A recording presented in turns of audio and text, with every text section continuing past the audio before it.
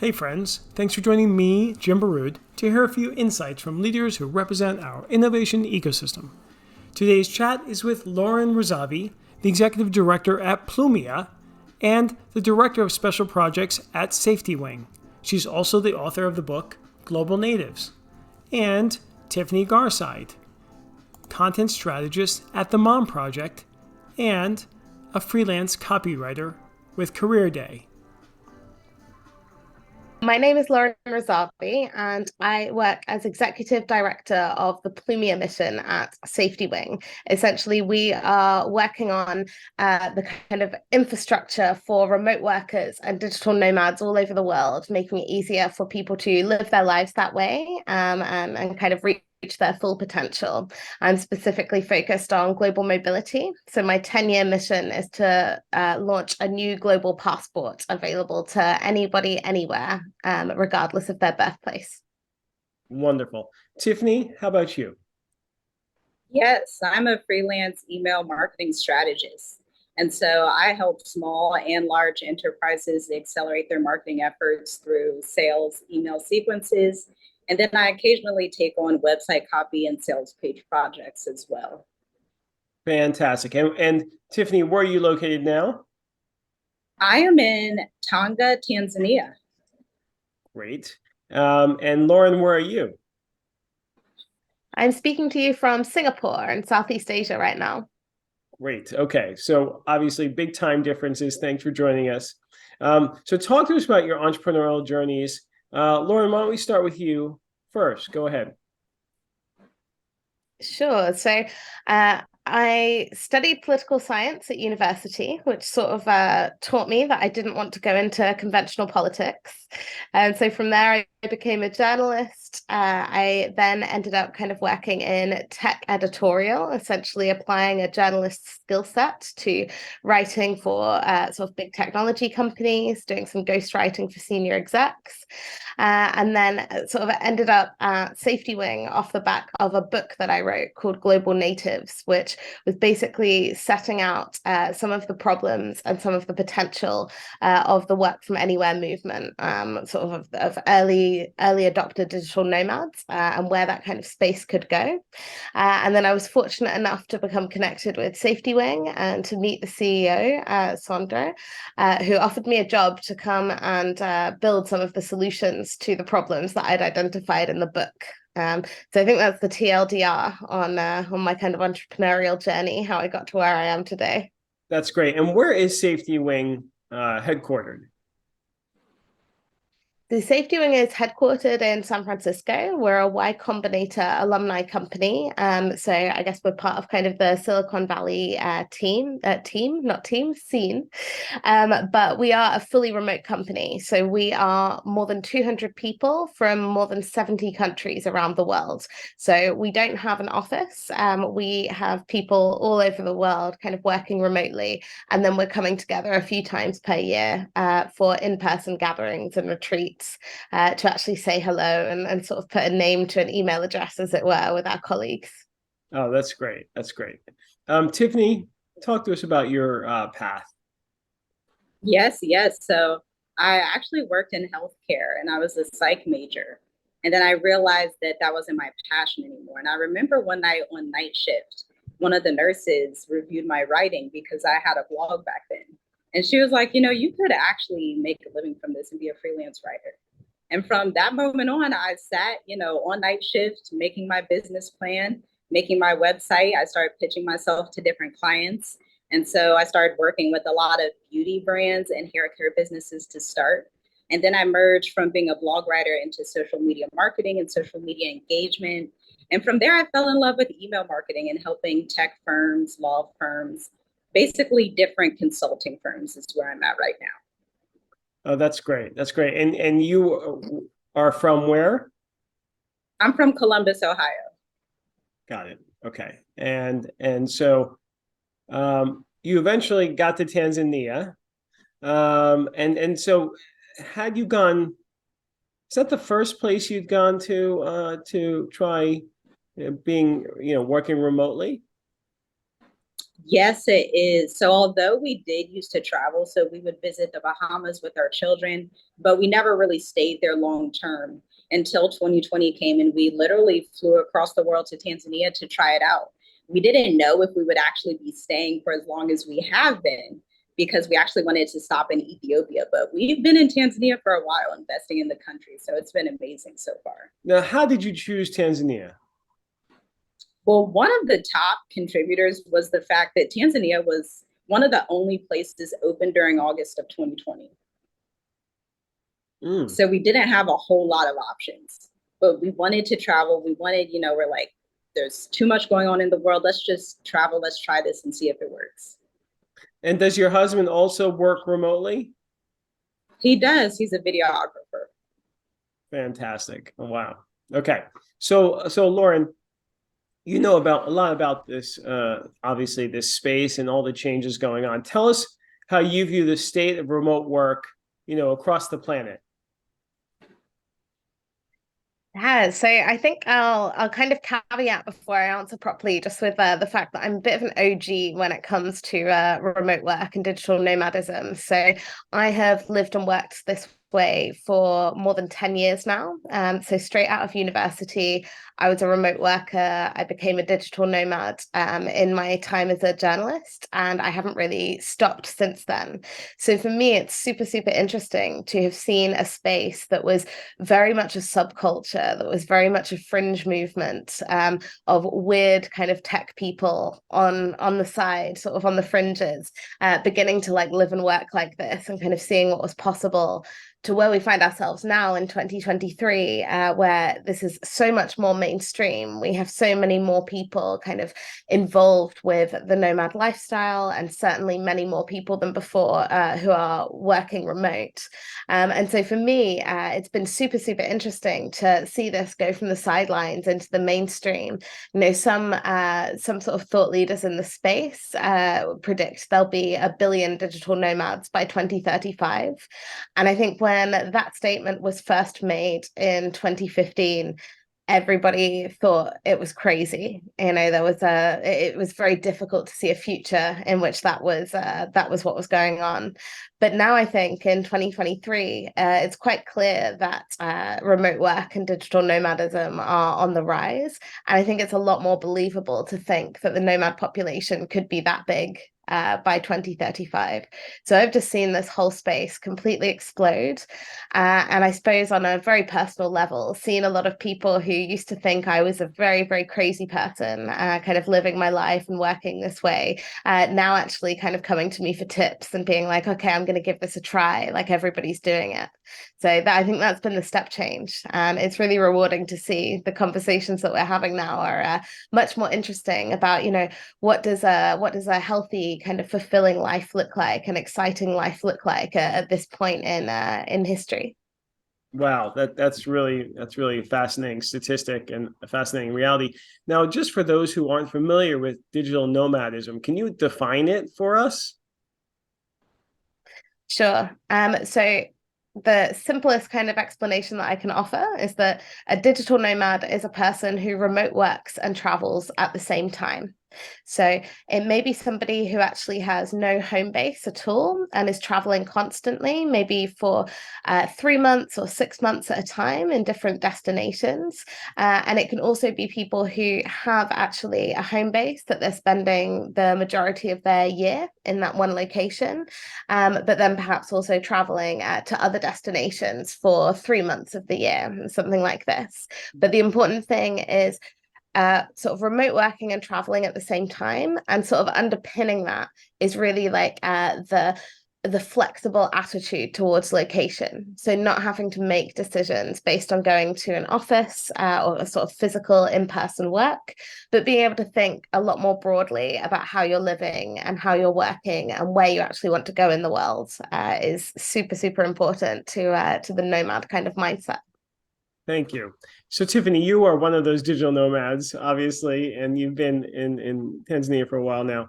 Tell us about your experience, the benefits, the drawbacks, the surprises so far. Yes, yes. So the benefit, I would say one of the top benefits And why we chose this lifestyle is actually the cost of living. A lot of people think that it's expensive to travel, but in a lot of these digital nomad hub spots and in a lot of places in the world, it's actually less expensive than, somewhere like America, or if you're in the UK or wherever you are. And so you go to these countries and, we divided our cost of living by about 50% by being here in Tanzania. And so it's really just enabled us to have more house help, to have better quality of life with our children. Our children speak a second language. They speak English and Swahili. So it's really just been an incredible experience. And then on top of that, we've been able to even help the community here. There's a lot of different colleges and tech institutes. And so they always want our help with marketing, and they want to learn more about what we do in the West, where we come from. And so we're really able to help them to plug into this global market where they wouldn't have these opportunities or this network if we wouldn't be here as digital nomads. But I will say probably one of the most surprising things has been the need for networking. So unlike America, although America networking is important, but literally in Tanzania, you have to know the people you need to know to get stuff done. Wow. And so that's been the biggest surprise. How interesting. And any drawbacks from being there? Drawbacks. I wouldn't say this is a drawback, but I would say the biggest con has been immigration, dealing with immigration.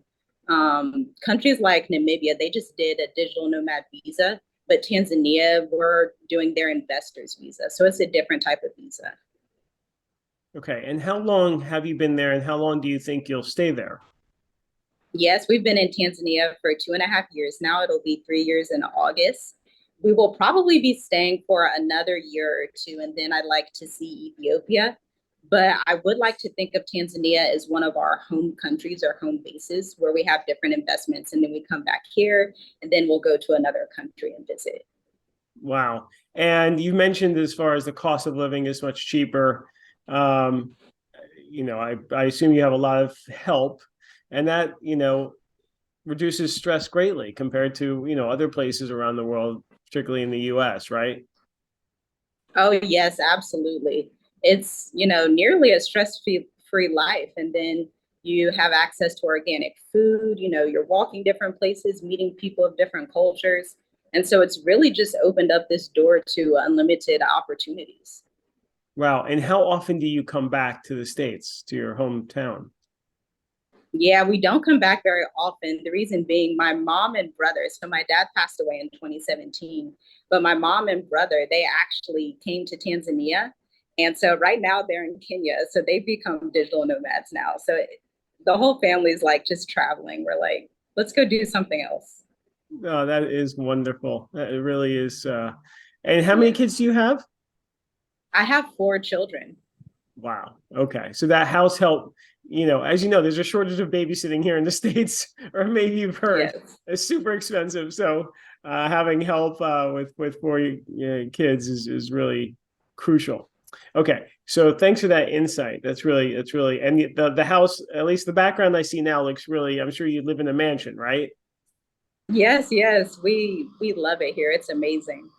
That's great. All right. So Lauren, tell us about, obviously you're the OG in this space. You've seen everything. What are some of the best practices regarding being a digital nomad? Whether you're traveling domestically, wherever within the country that you are from, or if you're doing it globally like you two are. Yeah, so I'd actually love to just kind of pick up on a point that's come to mind that I think relates to your question, Jim, but also relates to kind of Tiffany talking about her family, which is one of the questions that I'm asked most often is, how did I become a digital nomad? When you're at a dinner party, when you meet somebody for the first time, everybody wants to talk about this. How did you get started? And I suppose the part of that question is, how can I get started from their perspective as well? But I think it's really interesting to think about how much the world has changed. I think particularly over the last 50 years in terms of people having more global and kind of borderless identities. So for example, my father was a refugee from Iran to the UK in the 1980s. He's also the youngest of 8 children.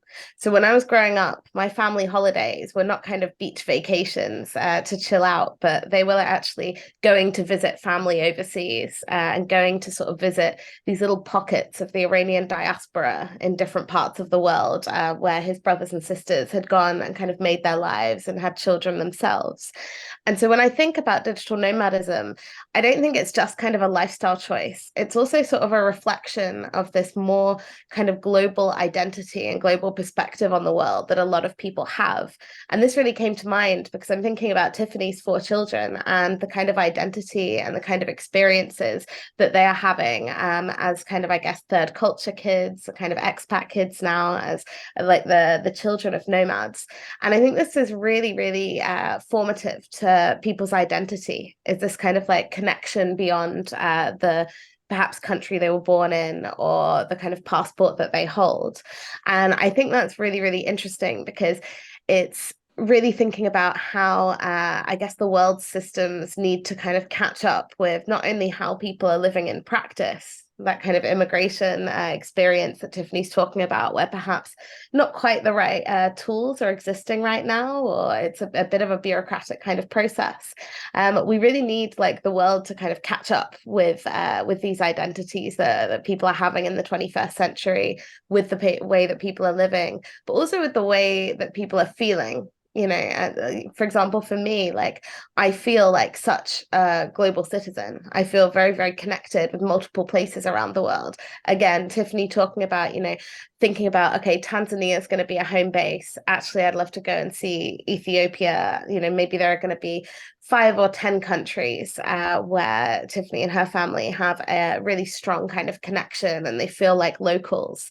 And I just think that this is becoming way more normalized, and it's fundamentally kind of a reflection of how the internet has changed the human relationship with place. And I think that's like really fascinating for us to think about and thinking about how the world can kind of move more in that direction. So with all of that as the kind of like background or caveat to answering the question that you actually asked around kind of, what are best practices for nomads? I think that so much of being a digital nomad right now is about kind of looking at this optionality, looking at all of these choices that you have about places that you can go and experience, and sort of deciding what it is that you want to experience or learn. I think things like cost of living are a huge factor for a lot of people. There's an ongoing debate around gentrification and how nomads are contributing to issues of gentrification around the world. But I don't think we can think about that as an issue without actually thinking about the fact that a lot of nomads themselves are kind of fleeing gentrification. The primary cities in the US that digital nomads are coming from are like New York City and San Francisco. In Europe, it's London, it's Paris, it's Amsterdam. These are the places where property prices are very, very expensive. And so if you're a remote worker, if the cost of living is going up, you start to think, where could I have a better life for me, my partner, my family, and kind of go in that direction. So I think it's really, really interesting to kind of think about that. At the same time, I think that gentrification is happening all over the world, and it's something that we shouldn't be ignoring. So when you think about kind of adopting a nomad lifestyle, there's this question of not where do I want to go and where do I want to experience on its own, but also how can I contribute?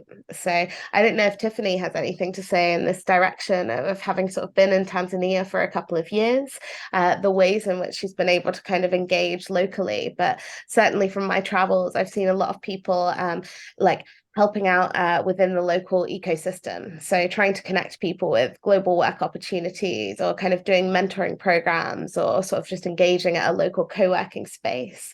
And then you have like the idea of actually spending in the local economy, and that being kind of a contribution to new money flowing in a community that wouldn't have been there otherwise. So perhaps, this isn't one individual nomad, of course, but if you have a group of nomads, they're perhaps opening the opportunity for new cafes or new co-working spaces or new short-term apartment rentals to actually be a business opportunity for local people.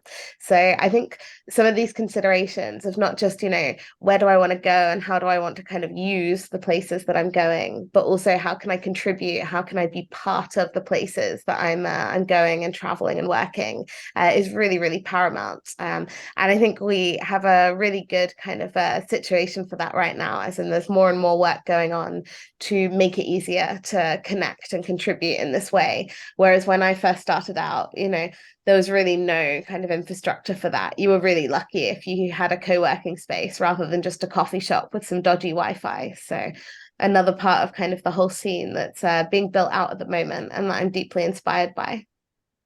Yeah, well, Tiffany, why don't you mention what you're doing there in Tanzania? Yes, absolutely. So one of the programs we do, I actually went on Eventbrite and I went to this women's meetup. And so there were a lot of entrepreneurs from all over Africa. And while I was there, I was like, wow, this is going to be a great opportunity because it was a mix of students and then some of the people that were in government. So I was like, wow, this is a great opportunity to really feed into these students because they're saying they don't have jobs, they're looking for opportunities, but they don't know exactly where to work.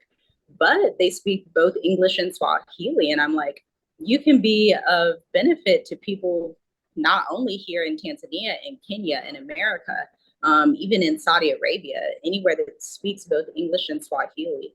And so I actually created a marketing program and a course for the students to take. And so we actually give that away as some type of internship to a few students per year. So Wow, that's really fantastic, Tiffany. And I know Africa is a growth area right now. There's so much attention there right now as far as being a new hub or with all the talent there and all the young talent. And so there's a lot of potential. So you're obviously in a good place. I know a couple other expatriates there and they're active within the community as well. So there is a lot of potential there and other places around the world, but that's just for example. So, Lauren, as far as platforms or resources, I know you mentioned you're working on a passport. So tell us about sort of where we are today and where we hope to be sometime in the near future as far as making it easier for digital nomads to work wherever they want. Absolutely. So I think that it's interesting to think about the kind of change that we've had in terms of visas and global mobility since the pandemic. So prior to June 2020, there were no digital nomad visas in the world. There was no dedicated kind of global mobility tool for digital nomads to be able to go and kind of remote work and travel via traditional government bureaucracies. The one country in the world that was working on something like that, I believe it was announced in 2018, was Estonia, but actually in 2020 it hadn't yet launched. And then suddenly in June 2020, we had Barbados launch the world's first digital nomad visa program, and then many other countries very, very quickly kind of follow suit. So today, depending on how you measure it, depending on what you consider to be a nomad visa, there are somewhere between 70 and 100 digital nomad visa programs in the world now. So there are many kind of, I guess, purpose-built ways that people can do exactly what Tiffany has done and sort of rebase to another location in a much more sort of flexible way than before. So before nomad visas, you would have had to have gone a very traditional kind of residency route, which can involve applying for a work permit, perhaps having to start a company yourself and then sort of import yourself in order to sort of meet these requirements, essentially a system that is not really built for you, just wanting to go and remote work and travel somewhere. However, this is also a little bit problematic because actually the majority of people who are just becoming digital nomads now are not necessarily looking to rebase their whole lives from wherever they are at the moment into one location for at least 12 months. And that's really what digital nomad visas facilitate. Instead, people are really looking to go for maybe 1 to 3, maybe 6 months and kind of test a place and then decide from there whether it's a place that they want to make a bit of a firmer commitment to. But a lot of the Nomad visa programs are not really facilitating this, which leads me to the product that we are building at SafetyWing to try and meet that need of sort of try before you buy, of allowing nomads to much more flexibly actually remote work and travel somewhere and then think about whether they want to put down roots for a longer period. So in 2025, we're going to be launching a product called the Nomad Border Pass. And essentially, it is a short-term visa program. You can sort of understand it a little bit like a tourist visa. If you come from a country with a powerful passport at the moment, you can often get either a visa exemption or a visa on arrival at a country for around 90 days. This varies greatly depending on where you come from, the passport that you hold, which is a whole other kind of issue that needs addressing in the world, in which we're sort of working on this kind of idea of passport privilege, people being sort of able to travel or like severely restricted based on the coincidence of their birthplace. We're also trying to address that through our sort of 10-year vision of a global passport and this product that we're developing at the moment to sort of level the global playing field a bit more. But our product, the Nomad Border Pass, essentially the TLDR for anyone listening, is that it will allow you to spend 90 days in a minimum of 10 participating countries at launch. So we're going to have 10 countries on board. You'll be able to spend 90 days in each of those countries, sort of multi-country visa, and you'll renew your permit, your Nomad Border Pass every 5 years. So essentially, it will allow you, if you want to, for a period of 5 years, to spend 1 to 3 months, perhaps in the same location each year. So if you're like me, I tend to run away for the cold European winter months because I don't like it when the weather gets bad. And so I'll sometimes go back to the same place several years in a row if I like it for 1 to 3 months. And yeah, we sort of facilitate that, or we also facilitate through this program sort of more fast-paced travel. Let's say you want to spend 1 or 2 years actually going to a different place every 3 months, and then at the end of that 2 years, you're going to decide where you're going to make a longer term commitment, where you're going to go for that kind of longer term residency program, nomad visa that's say at least 12 months. That's really what we're facilitating and what we're sort of aiming to make possible in the world, which we think already should be possible, but nobody has kind of done the work to make it happen yet. So that's what we're working on. Alongside that, at SafetyWing, our primary products at the moment that are already in the market are health insurance. So we created the world's first truly borderless health insurance, meaning that you can essentially move around the world and access healthcare like a local would through a global health insurance program, rather than kind of having this situation where if you are spending time in, let's say, like 4 different countries over the course of 12 months, most kind of conventional insurance programs would require you, if you develop some kind of medical problem, to sort of be sent back to your home country. And we very much believe that digital nomads should not have to fit into boxes that don't really suit the reality of what they're doing. So our products are portable and borderless and allowing people to engage with healthcare systems on the ground as if they were locals, and to be able to kind of move to different jurisdictions without having to face a huge amount of bureaucracy, perhaps in a different language, of registering for local healthcare programs, local health insurance programs wherever they go. Wow, that's fantastic.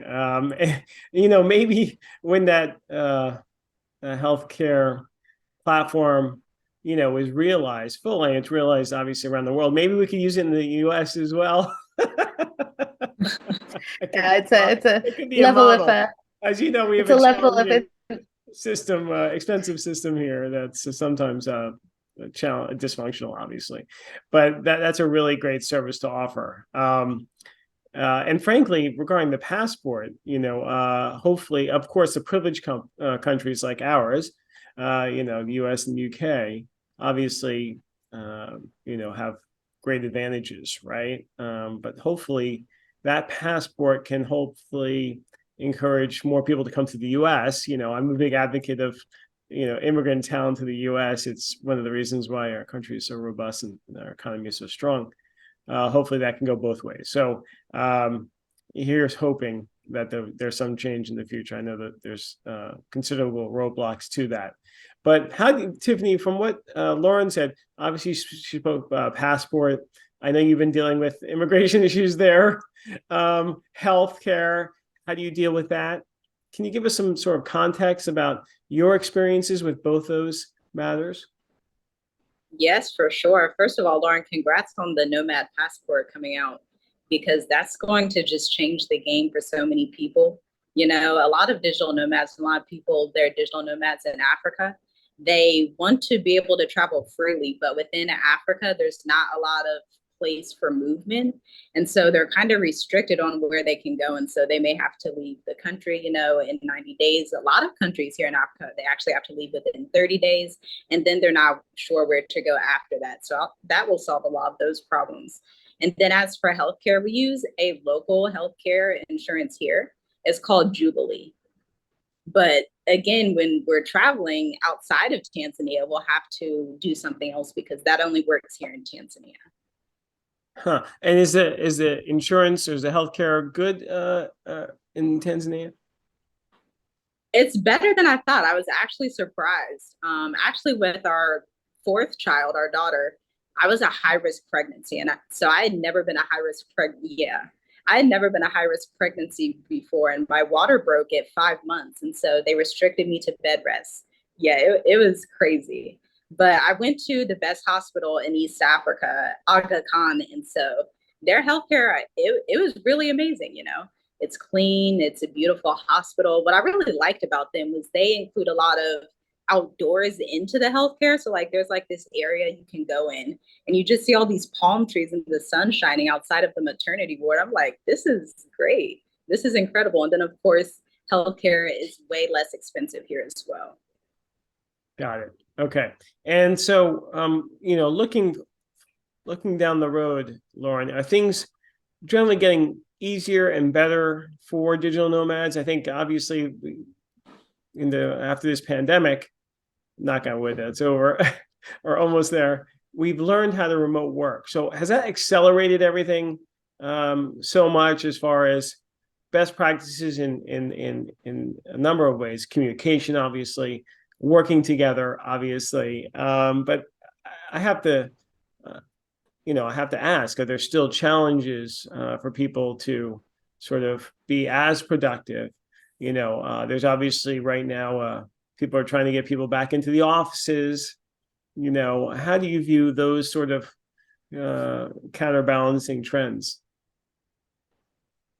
So I think the most important thing for me to talk about in response to that question is really this wider kind of implication of remote work that we're seeing, which is a move from measuring work and productivity by time and instead understanding it and measuring it by output. So if you think about the kind of old status quo of having workers go to an office, in a way, what we're really saying to office workers is, if you show up 9 to 5 and you sit in that seat, you've put in the time, and therefore we can tick the box to say you're doing your job well. Remote work completely changes this because it's not really very relevant whether you're showing up to an office, because you're not actually showing up to an office if you're a remote worker, but it's also not necessarily relevant whether you're working 9 to 5 or you're working a consistent number of hours. What's really important is actually the output of that work. And so one of the implications that you have with that kind of change is suddenly it becomes about really how do managers empower people to be able to be autonomous and to take more responsibility for their work, and then to be actually be able to deliver output rather than kind of emphasize showing up as the kind of measure, the metric of somebody doing a good job. And so I think at the moment we are still in the somewhat transitional space. Remote work was a very quick solution during the pandemic to just kind of like keep economies going, keep companies going. We didn't have the kind of like organizational learning. We didn't necessarily have managers who were equipped to kind of understand and get the most out of their teams in this more sort of autonomous and output driven context. But I think that we've made really big strides. I think that it's been a huge impact to see remote work just so quickly normalized, because it forces us to then sort of like understand like what that change means and to really make it work. I think without kind of a disruptive moment, we would have seen a lot more resistance from a cultural perspective from organizations and from management towards remote. But instead, we've sort of proven that it's possible. And now it's really about optimizing and refining how we do it. And kind of making sure that companies and managers are able to get the best out of this new way of working. But I'm incredibly optimistic. I think that once the genie is out of the bottle with something like remote work, it's impossible for us to like put that genie back in to send people back to offices. And over the next sort of 2, 5, 10 years, I think we're going to see a complete disruption of how new companies are built and how teams are operating. Because if you can build remote, there are huge cost savings to be made. There is huge potential to do things in different and more efficient ways, which basically means that even if you have incumbents, you have sort of old organizations that want to stick to the old status quo. Actually, there are new competitors emerging who are doing stuff remote first, who are able to get the best out of these new models of working. And on the sort of medium to long term, they're really going to knock kind of that original status quo out of the water. It's not going to be possible for those incumbents to continue working in old-fashioned ways. They either have to catch up or they will die. Now, what about we know there's different methods or approaches to working remotely, communication, management. Are there courses or resources that, not only workers, but their managers can sort of, if they're not already up to speed, it's an evolving sort of practice and challenge. So any tips there? Yeah, definitely. So, one of the leading organizations that has sort of open sourced a lot of its knowledge and this kind of area is a company called GitLab, and they were the first all remote company to IPO. I believe that was last year or the year before now. Um, they were also the first company in the world to have a head of remote. So this has become a very popular job title now. People whose job it is to make sure that teams are able to work together really effectively in remote contexts. But it was GitLab who really kind of pioneered that with a guy called Darren Murph, who was the world's first head of remote. What an excellent claim to fame. But I highlight them because they have basically got a handbook all about remote work covering just about every aspect, and it's completely open source. So that is what they use to guide their own teams and to sort of keep it, like adding best practice to, but they're also sharing that with the world. And to get really specific, they released, I believe it was in 2020, like shortly after the kind of biggest impacts of the pandemic had been felt and remote work had sort of taken off overnight.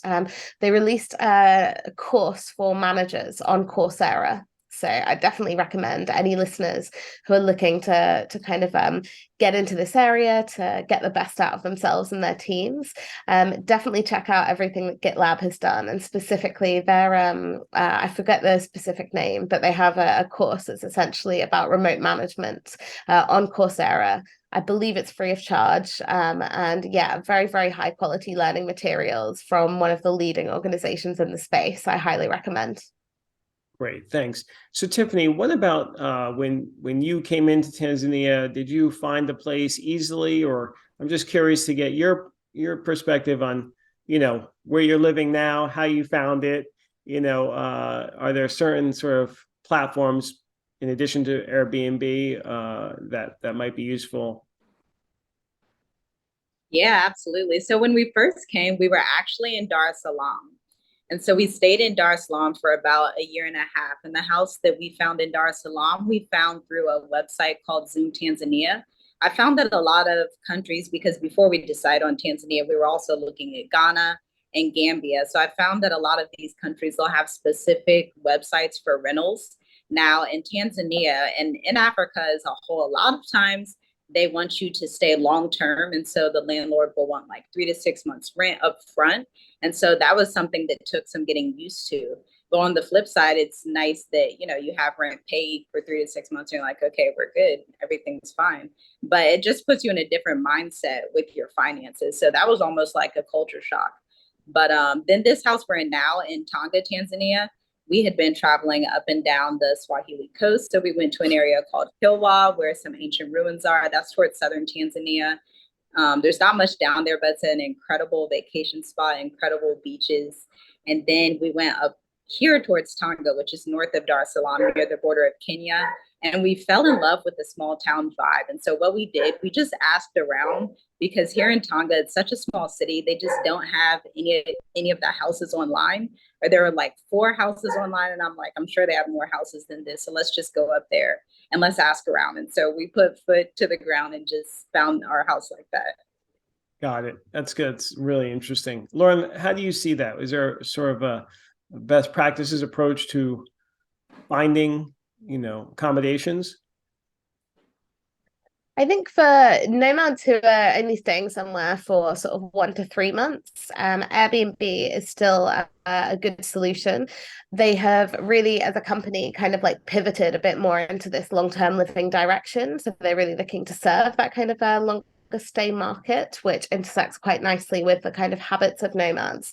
But I think beyond that, I would completely agree with Tiffany's experience and kind of what she's saying, that it's really about these more kind of localized communities. It's really about these kind of localized platforms, whether that be something dedicated, whether it be like sort of organizations or agencies that are helping new arrivals find places, or actually it's as simple as Facebook groups or WhatsApp groups, which are a bit more peer-to-peer.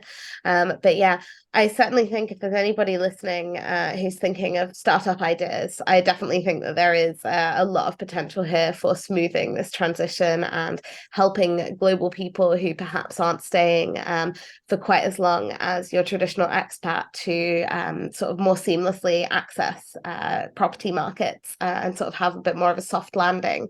But yeah, I think at the moment Airbnb is the kind of short-term solution, and then the kind of longer-term solution is more around engaging in the same way you might as an expat having relocated to a place. But yeah, lots of potential here for interesting new businesses in the years ahead, I think. Got it. So this has been a great conversation. Now, usually we share just one thing. So can you share, I'll start with you, Tiffany, one tip for entrepreneurs who are looking to become digital nomads? Yes, one tip. If I have to go down to one tip, it would be network in the countries that you want to go to before you get there. So that can be Facebook groups, LinkedIn groups. That's where you find a lot of connections before you even hit the ground. Even online forums. So there will be like expat forums that you can find on Google. Try to find people before you touch down on the ground. It'll make it a lot easier. You'll have people to meet up with, because one thing I think a lot of digital nomads face is loneliness when they're not really aggressive with their networking and with finding community. Got it. Thanks. Lauren? Yeah, I think I would say seek out infrastructure. Again, coming back to my role as a bit of an OG, as a nomad and as a remote worker, when I first started out, there was no global health insurance. There was no there were very few communities for digital nomads and remote workers around the world. It was not necessarily possible to get any kind of easy or purpose-built visa program or anything like that. So my number one tip now is for people to really kind of take a look around at what's there, take a look around at what's coming, because SafetyWing and what we're building, we're not the only player in the kind of space trying to make this easier. So there are lots and lots of different kind of players trying to smooth different parts of this process, and it's all very, very collaborative. So I think we're also very, very accessible, like companies and people working in this kind of space of trying to build the next generation of infrastructure for remote workers and digital nomads. We are super, super user focused. So we want to hear from you if you're facing a problem, and we want to try and build the solutions. I know at SafetyWing we have like a long list of things that if somebody else hasn't done them within X time frame, we will try and do ourselves. But our hope is that we can be part of a flourishing ecosystem of different companies, people, and players who are able to kind of push things forward. So I think it's a super, super exciting time to become a nomad, and there's more to support you. There's more infrastructure than ever before, and if it doesn't exist yet, tell someone or build it yourself, and it can be available soon. Oh, that's a great way to conclude this conversation, Lauren. But before we end completely, I usually ask for a poem or a saying from our guests that's meaningful to them. So I'll start with you, Tiffany. What would you like to share with us today? Yes. What came to my mind was actually this Bible verse that we used back in Ohio when we were like, we want to be global to build our business and all of those things. And it is from the book of Proverbs. It is the hands of the diligent make rich. So if you have a goal, if you want to become a digital nomad, be diligent, plan it out and go for it. I love it. Lauren? So I'd love to share a brief quote from the late anthropologist David Graeber. It's the ultimate hidden truth of the world is that it is something that we make and we could just as easily make differently. I think this kind of sentiment really drives my work and drives this kind of moment that we're in right now, of huge change on the global scale of what's possible for an individual life. And it's super important to remember that the history is not necessarily written. Everything is possible to change, and we can make the kind of infrastructure that we need for these new ways of living and to unlock potential for, Tiffany's 4 children to have more opportunities in the world than any of us had today. And I think it's just so important to keep that front of mind that we make the world and we can make it better. Wonderful, wonderful way to end. Thank you so much, Lauren. Thank you so much, Tiffany. Thanks for joining us. I hope you enjoyed the show. Please like it, leave a review, and subscribe. See you soon.